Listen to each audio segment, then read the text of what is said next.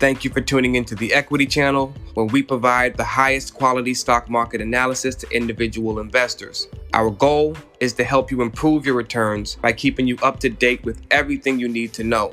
What helps investors beat the market is information and knowledge of how to use it. We'll provide you with both. Before we get started, be sure that you subscribe and turn on your notifications, because every time we drop a new episode, money is made.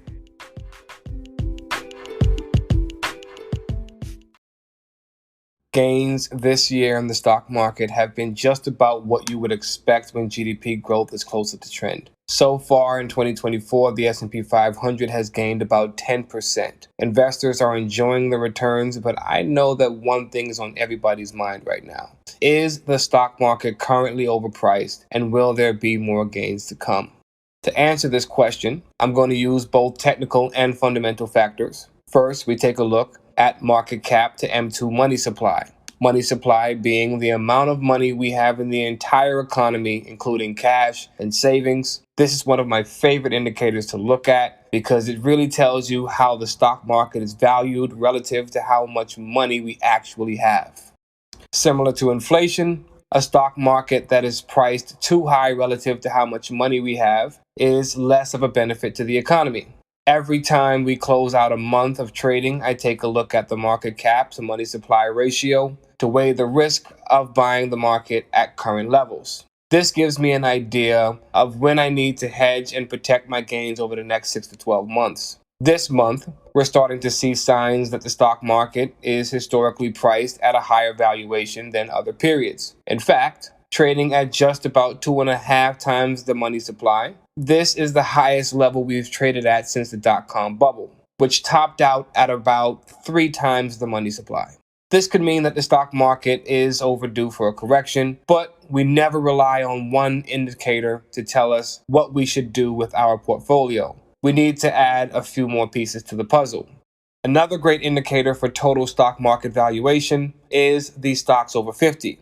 Much more simple than market cap to money supply. The stocks over 50 is just a technical indicator that lets us know how many S&P 500 companies are trading above their 50-day moving average. The analysis of this indicator is also very simple. When most stocks are trading below their 50-day moving average, it's easier to pick stocks that have upside potential. When most are trading above their 50-day moving average, we could be looking at a market that's ready for a correction, which means we have to be very selective about which stocks we buy.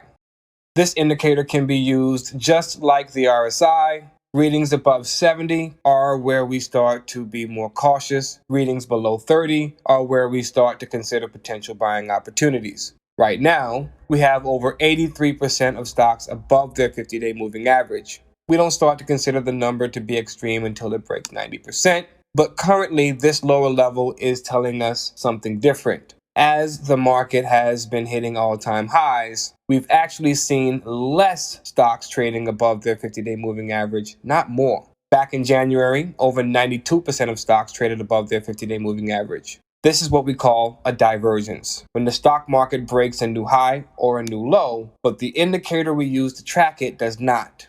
One other key indicator that I like to use in my evaluation of the stock market is the present value of growth opportunities. This is where we look at the stock market in two parts: the price we pay for growth and the price we pay for the value we can see today. The value that we can see today is known as no growth value. Over the long term, price of the S&P 500 trades at about 1.7 times that value. This is how we price the growth that we expect to see in the future. When the S&P 500 is trading above 1.7 times no growth, this doesn't mean that the market is overvalued. It just means that we're not getting the maximum margin of safety and we're feeling bullish about the stock market right now. The amount at which we trade above no growth value tells us whether we're just bullish or whether we're over speculating. This valuation method is the cornerstone of the entire stock market, and by far the only method that I have seen that actually tells you what the market is thinking and how well priced we are. On Thursday, the S&P 500 closed just above 5,300. The closing price is just below 1.8 times no growth value, which supports the thought process that investors need to be cautious about buying at present value. This signal suggests that the market is starting to price in more growth than we have historically been willing to pay for. With all of this in mind, I would say that the market is slightly overpriced, and we may start to see money leaving some parts of the market for others. This is because we still have a money supply issue to contend with, and investors are still paying well above historical averages for growth in the future. Investors should look at some of the areas of the market that haven't gotten much attention. Industries that currently are of interest to me are residential construction, agriculture, metal fabrication, lumber, and industrial distribution. Downward revisions to the S&P 500's earnings have been on the low end in the first quarter, but still, 7 out of 11 sectors have seen their earnings projections moved lower.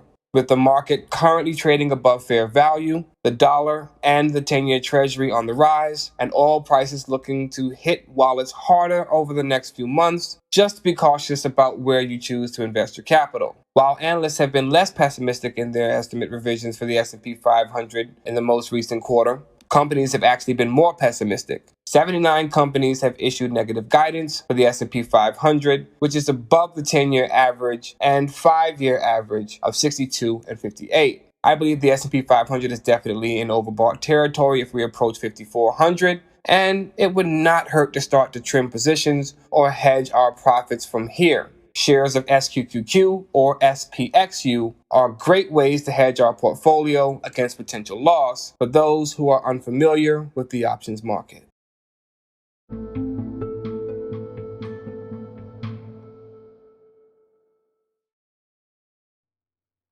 The Equity Channel is one of the most followed stock market podcasts for beginners, a valuable resource for investors who are looking for information on the stock market and the economy. We love to make our episodes quick, straight to the point, and rich in value. We hope that's what you got today. Be sure that you subscribe, turn on your notifications, because every time we drop a new episode, money is made.